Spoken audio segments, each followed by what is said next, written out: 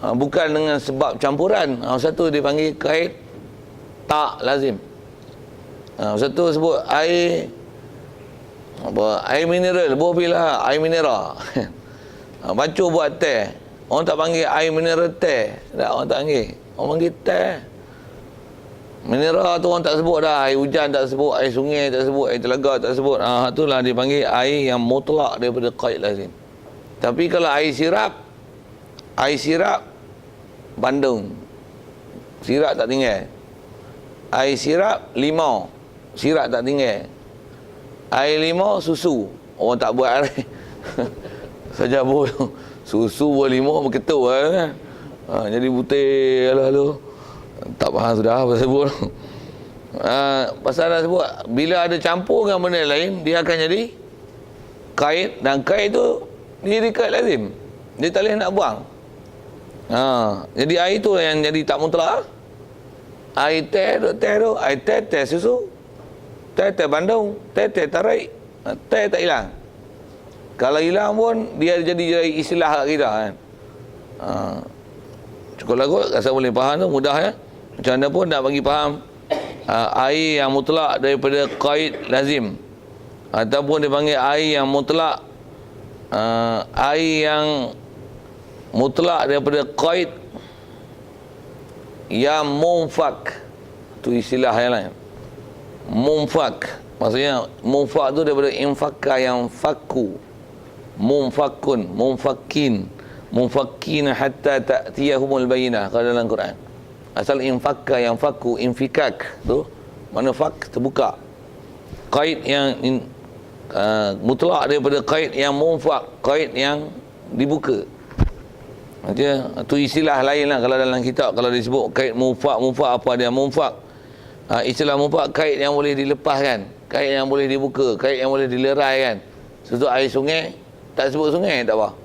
Ambil air sungai, buang dalam gelas, ni air apa? Air. Tak sebut sungai, tak ada masalah. Tapi kalau air teh ni air apa? Air teh. Buah peti sejuk pun air teh. Tapi air sungai, buah peti, kena sungai tu tak sebut lah. Air apa ni? Air. Tu panggil air mutlak. Contohlah. Maka tiada memberi mudarat kait yang berurai. Tu. Maka jadi tak kait, tak jadi mudarat kait yang terurai, yang berurai. Berurai tu maksudnya boleh urai. Tu dengan ada kebolehan. Tak jadi mudarat maksudnya kalau ada kait macam tu, dia tak menyebabkan ubah air tu daripada status yang tak mutlak menjadi tak mutlak. Satu kalau sebut air sungai tu boleh dibuang. Air peli boleh buang peli tu, tak ada masalah ni. Air mineral boleh buang mineral tu. Air hujan tu boleh buang. Disebut berurai itulah bahasa Arab sebut tadi munfak kan. Munfak min nun fakaf kan. Fakaf munfak. Dia tak mudarat pada keadaannya mutlak. Contoh air telaga boleh buang. Cuma sebut telaga sumber tentu ya. Air sungai besar ambil dari sungai atau lainnya, misal pun dah beri tadi, dan keluar dengan qaid. Baik, bila kata air itu kalau boleh dibuang tak ada masalah dan tak mudaratkan air mutlak, terkeluar dengan kata qaid yang munfak tu ialah qaid yang terurai, yang ghairu munfak, qaid yang tak boleh nak dilekangkan, yang diuraikan, ataupun dipanggil qaid lazim. Istilah kait lah bahasa kita pekait. Kait yang satu dengan satu. Kait lah kita guna. Cuma kita sebut kait. Arab qaid. Memang Arab dan Melayu ni antara banyak benda ni yang benda tak sama dia punya makhraj huruf lah. Talak, tolaqa. Melayu talak. Nikah Melayu macam-macam lah. Bahasa ni nak betul Melayu ni jenuh tak? Biar-biar. Macam mana pun nak sebut qaid tu lah. Jadi terkeluar. Jadi bila sebut kata mesti yang mudarat ni air yang qaid lazim. Kalau qaid tak lazim tak jadi mudarat. Jadi terkeluar dengan kata qaid yang terurai itu, keluar pada dia qaid lazim. Contoh seperti air tebu. Tebu bakar. Air tebu bakar. tebu buah susu, buah biak, air tebu susu. Air tebu buah madu, air tebu madu. Tebu tu tak lekang. Air nyo bakar, air nyo bakar. Nyo tu tak ingat.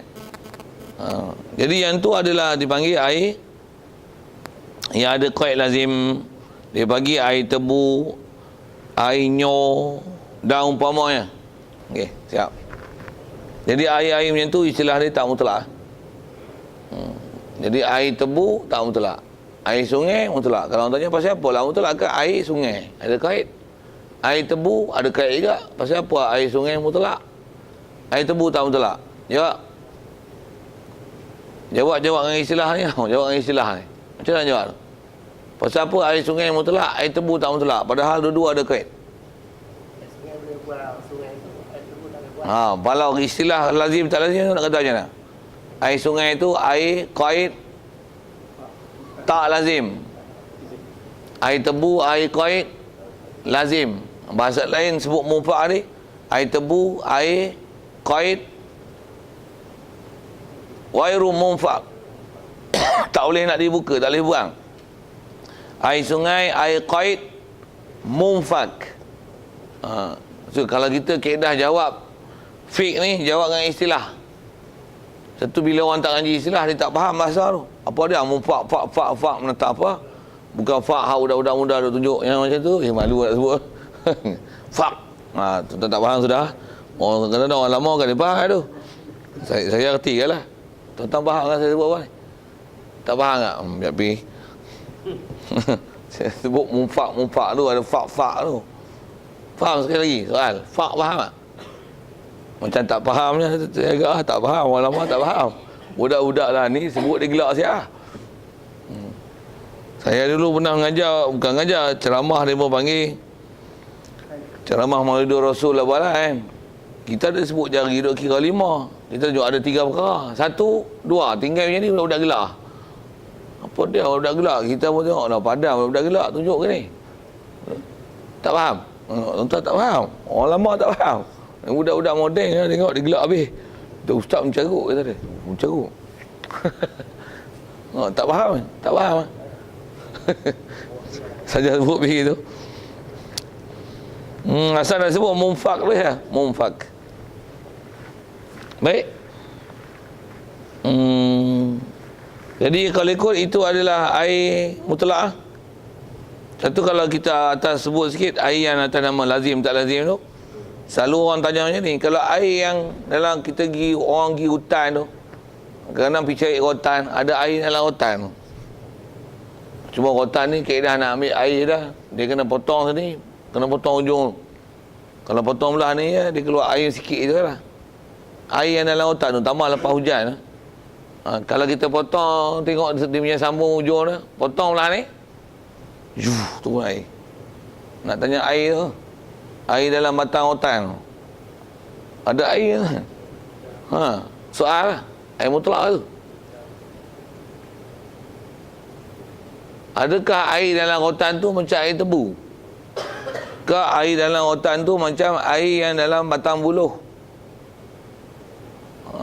Kalau air batang buluh tu mutlak? Tak mutlak. Pasal apa? Pasal air buluh. Ada kena tengok tu. Saya kena orang tanya. Orang pekan tak tanya tu, orang kampung tanya. Gigi apa nak buat air? Ada buluh takis buluh. Ambil air tu buat suci. Boleh tak? Lepas air mesti lepas hujan. Lepas hujan memang dalam buluh ada air. Air tu boleh tak? Air buluh tu kalau ambil buat air teh. Orang panggil air buluh teh. Sikit ambil bahasa mudah. Air buluh teh. Tak, air apa? Air teh. Faham daripada kita ada sebut tu, air buluh tu mutlak. Pasal air buluh tu bukan maksudnya air batang buluh tu kita perah ambil air dah, bukan. Dia cuma air, cuma bukan dia terdedah masuk air, bukan. Memang proses dia melalui proses resapan lah masuk air dalam batang buluh tu. Tapi air tu bukan istilah macam air tebu. Bukan macam air karakter, bukan air perah daripada tebu kan. Dia lah air yang terserap masuk dalam batang buluh. Kalau ikut faham daripada buluh tu, serupalah rotan, serupa. Sama. Jadi maksudnya boleh buat bersuci. Kalau air ada katalah ada pokok, ada sesetengah pokok ni ada akar. Akar daripada akar tu, cari akar dia. Orang yang pandai-pandai, saya tak kerti tu. Cari akar tu, potong akar tu, air keluar. Yang tu kena tengok juga tu. Adakah memang air tu macam mana air dalam batang buluh tadi, kalau nisbah dia. Kalau kata dia bukanlah. Cuma nak dobit tu, yang tu kadang-kadang kita ni nak bagi hukum kena payah pasal kita tak tengok. Benda macam tu, setiap orang yang terlibat dalam bab tu, dia sendiri kena pandai. Macam kita duk bicara ni. Macam air nyor. Air nyor tu, hujan tak hujan pun, air nyor tetap ada. Tapi air buluh, kalau musim tak hujan, tak ada air dalam buluh. Jadi bila ada hujan, baru ada air dalam buluh. Jadi air tu, air mutlak. Kalau nak sebut dengan situasi tu. Macam air dalam batang pokok tu, kalau ada musim hujan, ada air dalam akar dah. Kalau kata tak musim hujan, tak ada air. Jadi faham tu, air tu mutlak. Tapi kalau kata air kemarau pun buka, ada air. Potong ada air. Tu air lain, air memang air pokok tu. Tu faham, nak sebut macam mana lebih kurang kaedah nak menilai air tu boleh guna bersuci tak bersuci. Yang ni pun ilmu-ilmu macam ni zaman kita lah ni, orang tertentu yang pakai, orang masuk hutan, orang redah hutan, orang pergi buru, orang tu lah manfaat, orang asli yang masuk Islam lah. Asli tak masuk Islam tak peduli hukum tu deh. Kita lah ni tak ada, tambah duduk pekan. Duduk rumah batu jenis pusing pulah, petik nyala, pulah tubik tak ada apa lah, tak peduli lah bapak aku tu, dengar pun lalu duk ajar apa tak ada kena-mena dengan aku kan. Macam mana pun dengar kita mengaji ni, walaupun benda tak kena-mena kita faham tu pahala, dan faham tu lebih besar daripada pahala berzikir dan bertasbih. Pasal berzikir bertasbih sunat, ilmu fardu kifayah. Berbeza fardu kifayah. Kalau setiap orang masuk dalam bab tu, dia fardu ain. Jadi kita faham fardu kifayah dengan buat benda sunat, fardu kifayah besar lagi. Tu yang Imam Nawawi sebut dalam kitab Minhajul Talibin dia, awal-awal tu dia kata ilam anna afdalul, lupa lah perkataan dia tu. Dia kata syughul bila ilmi, dia kata min afdalit ta'at. Bersibuk dengan ilmu ni adalah seafdal taat. Tersibuk dengan ilmu, berlari sana ke sini, nisbah baik mengaji, baik mengajar. Saya ngaji lebuat bawah Tok Guru Oteh lah. Dia memang bagi galakan sungguh kami mengajar. Ngajar ni cakap jurumiyah dia dah. Dia kata, mana boleh ngajar, bukan nak nanti ngajar hak tinggi-tinggi, nak ajar lepiah. Jangan ada orang tu ngajar hak padan kita. Boleh jurumiyah, ngajar jurumiyah. Takkan ajar boleh jurumiyah nak ajar muntasar, tak boleh dah. Ajar hak padan hak kita kerti dah.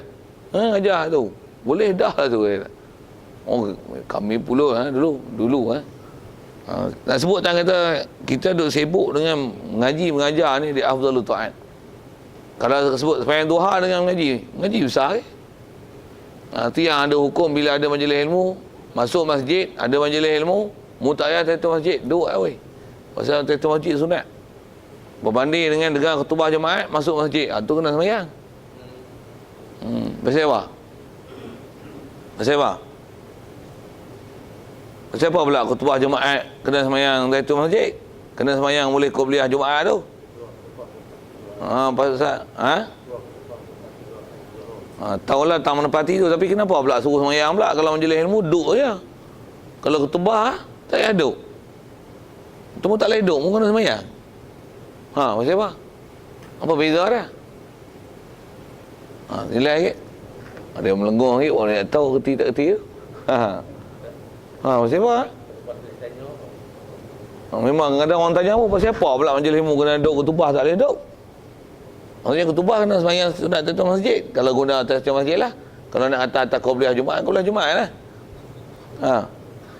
Jumaat kena sembahyang sunat qobliyah Jumaat. Mu tak boleh duduk. Ada tak boleh duduk. Kalau duduk tu istilahnya telah meninggalkan benda sunat.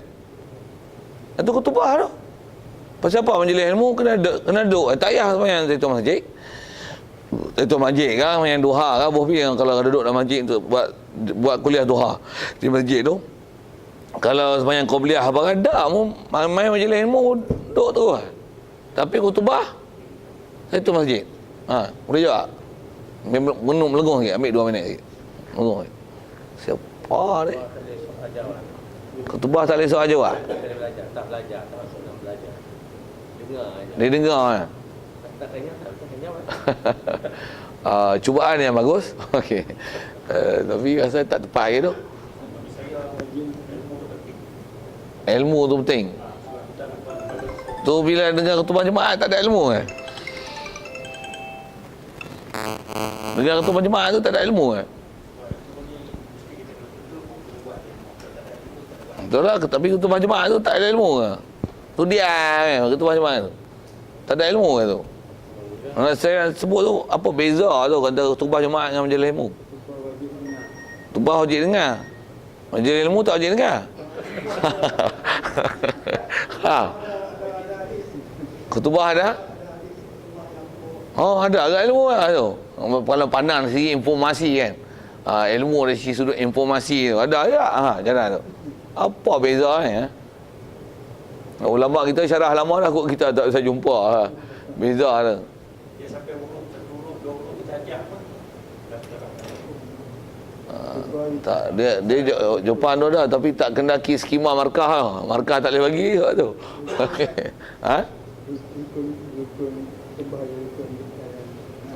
Masalah rukun. Kalau ikut jawapan ulama kita, dia kata macam ni. Dia kata pasal khutbah ni, dia nasihat. Nasihat. Ittaqullaha haqqa tuqatih. Tu hak rukun tu. Satu jadi rukun tu pasal dia nasihat. Dia nasihat dengan takwa. Dan kalau ikut memang isi khutbah ni besar, dia nasihat bukan maklumat. Satu nasihat bukan gaduh panjang. Kanak kita nak nasihat dia bukan gaduh 4 jam pun. Lupa gelebung. Merepek dalam 3-4 jam tak payah. Nasihat 5 minit padan. Mutus buat benda ni salah. Masjid kita kosong tuan-tuan, waktu zuhur tak ada orang langsung. Marilah masjid. Sembahyang di rumah boleh, memang sah. Tapi kalau tak ada seorang pun sembahyang di masjid berdosa habis kapung. Bayang tuan-tuan, sekapung berdosa ni tuan-tuan sembahyang di masjid, di rumah pun tak guna. Pasal duduk berdosa lagi. Tak lepas fardu kifayah. Tu nasihat. Tu nasihat. Jadi nasihat ni dia banding dengan ilmu lain. Nasihat dia bukan ilmu. Dia tak istilah ilmu. Pasal dia bukan bahas. Pasal tu kalau Ustaz Harun sebut tadi betul. Pasal dia tak ada soal jawab. Tu yang mau dengar nasihat. Tapi kalau ilmu tak faham tanya. Dan kalau agak macam faham kena tanya. Tak tengok tak boleh jawab. Tu tak faham, reti ya. Ilmu je tu. Ilmu je tu. Dia ada soal jawab. Kalau nasihat tak ada. Satu, bila kata khutbah tu dia bukan majlis ilmu, walaupun sebut ayat Quran hadis, atas datang nasihat sebenarnya. Bila dia atas datang nasihat, masuk masjid, datang masjid. Pesan nasihat. Ilmu tak. Satu kalau kata masuk masjid, dia tengok ceramah lain. Ilmu lain. Satu macam kita baca kitab ni nak ambil faham satu qaid, lazim tak lazim, munfak tak munfak, mutlak. Tu tuan-tuan kena dengar elok-elok. Itulah yang kita nak ambil dengar. Tu yang nak guna pen, tulis, catat. Munfak ada bahasa tak saya dengar. Fak tak apa. Boleh kena tulis. Dia ada benda tu. Kalau khutbah kan gaduh tulis. Nak sebut tentulah beza yang membezakan antara majlis ilmu dengan khutbah. Satu kena beza jugalah ceramah dengan majlis ilmu lain. Majlis ilmu lain. Satu majlis ilmu ni selalunya dia akan ada bahas sebutkan hukum, sebab musabab, istilah, pasal apa, ilat, macam-macam. Untuk istilah tu yang banyak sebut macam ni. Jadi ada benda-benda yang kena ambil berat tu. Kalau kita lalai, tak dengar molek, tak faham. Nasihat dengar itu tak ada masalah. Ada nasihat suruh pergi masjid. Dah selesai. Kadang-kadang ada istilah-istilah. Macam tu kot sekali lalu. Beza antara khutbah dengan majlis ilmu. Baik.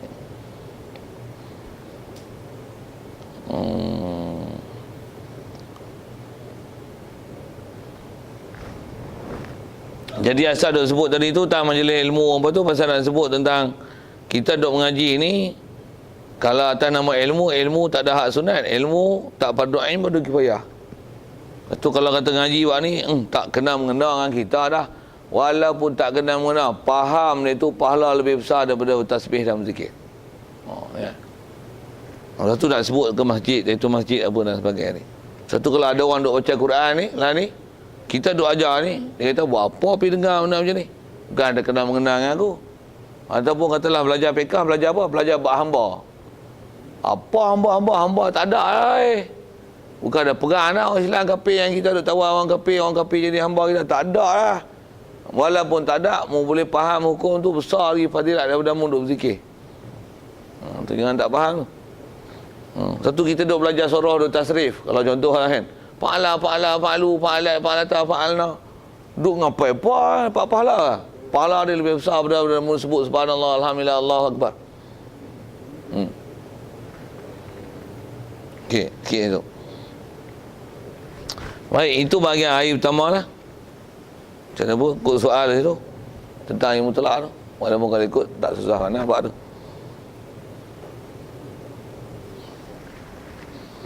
Baik, kalau tak ada terus. Yang keduanya ialah air yang suci lagi menyucikan, tetapi makruh istimalnya pada badan.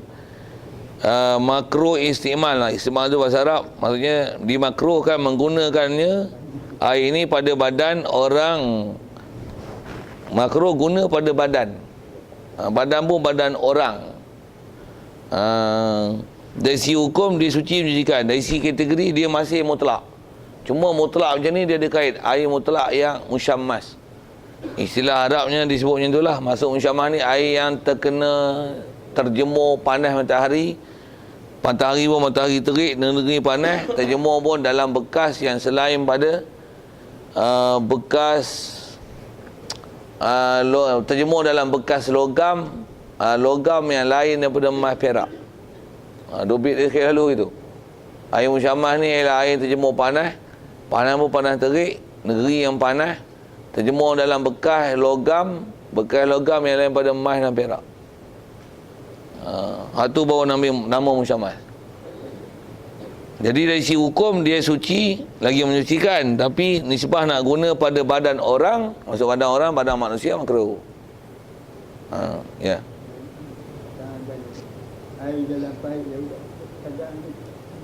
Panah. Ya. Air yang ada dalam bilik tu panas kan. Itulah atas kita nak bicara ni, kita nak sebut situ lah tu. Adakah panas tu istilahnya panas yang tahapnya makruh guna pada badan? Pasal dobit dalam fiqah ni dia mesti panas, negeri panas. Kalau faham daripada air panas dalam paip tu, cuba tengoklah.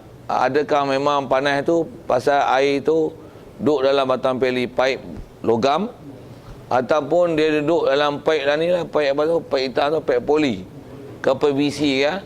Kalau dia paip poli, paip PVC, panas lagu mana pun dia tak dapat nama musyammas. Pasal syarat untuk nama musyammas mestilah air yang duduk dalam bekas logam. Logam pun lain pada emas perak. Memang tak ada orang buat batang paip emas perak dia. Macam mana pun nak sebut kata, jadi makruh tak makruh tu lah. Jadi kalau kata kita punya batang paip tu memang duk kata tanah tak tanam. Jadi bila batu siang kena terik matahari dia panas. Memang air tu panas. Katalah panas pun ada tahap dia panas sungguh lah. Waktu pula musim kemarau katalah itu panas pun terik. Dia panas daripada tangki tu. Tu kalau kata panas tangki pun, tangki tu takung dengan bekas apa? Bekas plastik tak ada hukum makruh. Kalau kata besi pun kadang-kadang bekas plastik pun kadang dia panas agak. Cuma hukum musyammas tu tak ada. Pasal kalau takung tu katalah tangki tu tangki besi. Selalunya lah ni hak kawasan besar-besar lah tangki besi pun. Tangki yang karat. Tangki tu lah yang ada tangki besi pun lah. Ni kalau biasa kalau dalam rumah semua tangki plastik ni. Kalau tangki plastik yang terjemur panas matahari dia memang panas. Katalah memang panas. Panas pun berpilah pasal panas sungguh lah. Adakah makruh dipakai pada badan? Tak. Pasal rubik makruh tu mesti terjemur dalam bekas logam. Logam maksudnya dia buat daripada benda makdam, benda galian. Bahasa dia logam lah kalau bahasa saya ni. Jadi kalau terjemur dalam baldi, terjemur dalam bekas plastik, terjemur dalam botol air mineral, walaupun panas, dia tak dapat hukum makruh. Pasal apa? Pasal makruh tu hanya dalam bab bekas air yang duduk dalam takungan tu, bekas tu logam.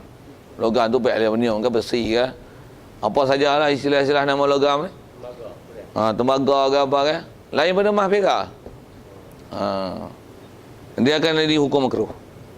Dan makruh pun makruh guna pada badan. Maksudnya kalau nak guna pada badan pun badan orang, nak bagi mandi kucing, nak bagi simbah lembu, kambing, tak ada masalah. Tapi kalau badan manusia makruh. Atas sebut ulama pasal apa makruh? Pasal kalau kajian sains pun ada dia buat kajian ni, kerana air bila duduk dalam bekas logam, dia terjemur panas matahari. Air itu nanti pasal dia duduk dalam bekas logam. Logam ni bila dia panas, dia akan berlaku tindak balas disebabkan pemanasan yang kuat daripada matahari. Kalau katalah bekas tu aluminium, kalau istilah sainsnya dia panggil aluminium tu bila dipanaskan dia akan jadi aluminium oksida, aluminium oxide. Tuan-tuan tak ngaji sains tak faham. Saya memang ngaji sains ulang pasal tu, saya boleh sebut ingat saya sebut ni. Dia ada aluminium oxide. Bila aluminium oxide dia dioksidakan dengan sebab pemanasan. Jadi air tu nanti dia akan jadi, kalau air lah, hidrogen oxide tu H2O tu, dia bila bercampur dengan aluminium oxide, dia akan menghasilkan satu lapisan yang kalau kata kena di badan dengan keadaan dia panas tu, dia akan larut kepanasan tu, apa saya sebut aluminium nanti, aluminium oksida tu, dia akan larut dalam air, dan air yang ada larutan aluminium oksida, logam yang telah dioksidakan tu, dia akan menyebabkan ada satu lapisan menutup liang-liang roma di kulit.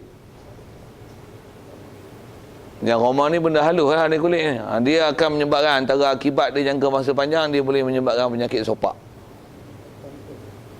Jadi tak jadi sopak punya pasal, tapi satu ada hukum makruh. Tu pun syarat panas. Kalau takat bubuh 5 minit, sejuk gede tak ada masalah. Duit panas pun panas je lah, panas tu. Bahkan panas ni atau kita sebut panas matahari. Kalau tak panas matahari tapi kita jerang atas dapur, panas. Hak tu sampai boleh melecur kulit. Dia masalah lain pula. Masalah mudarat. Bukan masalah panas tu. Ya cukup lebih kurang itu nak sebut. Yang ada makruh tak makruh. Jadi kalau atas tanya air dalam peli tadi tu, panas. Itu peli kita tu nak mari ke rumah. Peli plastik ke, poli ke, besi. Jarang ada pipe besi lah ni. Tempat tertentu ya besi. Kerana di dalam rumah, dalam simen tu besi. Kalau perumahan lah pun, kalau kata buat rumah kapur ni biasanya jarang besi, tak ada besi ya. Semua pakai plastik, pakai poli ya. Pasal mahal besi tu, kaki tu berduit tu. Macam mana pun nak sebut, kalau ada tak ada pun, kalau memang dia bertakung dalam besi, panas pula istilahnya panas ketara, baru ada hukum makruh. Tu pun makruh lah, taklah haram. Kalau Ha? tak boleh nak guna. Makruh guna pun guna pada badan. Tak, macam panas tu kita sentuh dia tak boleh. Kalau sentuh boleh? Kalau sentuh boleh. Kalau faham sentuh boleh tu, panas tu, tera tu tak menyebabkan jadi makruh. Kalau betul tak boleh. Hak tu kalau kita sentuh pun gagah sentuh, mudarat tak kira melepuh lah kulit. Yang tu memang makruh pakai, bahkan bukan saja makruh, bahkan dia sampai tahap haram. Itu kalau sebut sejuk, panas, itu tak sejuk melampau. Duduk tempat sejuk, kita pakai sejuk, tu biar air di situ, lagi keras sangat. Pasal apa? Sejuk sangat. Kalau sampai tahap istilah dia boleh melumpuhkan anggota, menghilangkan manfaat anggota ataupun mengurangkan keupayaan anggota, dia ada hukum tak makruh lap dengan air tu. Bahkan dia sampai tahap kalau kata guna air, dia boleh hilangkan manfaat anggota atau mengurangkan keupayaan anggota, boleh berpindah daripada air kepada debu, kepada tayamum untuk bersuci. Dia ada sampai tahap macam tu lah kalau dalam fiqh. Tapi kalau kata kalau panas pun kalau ikut dobitnya tu,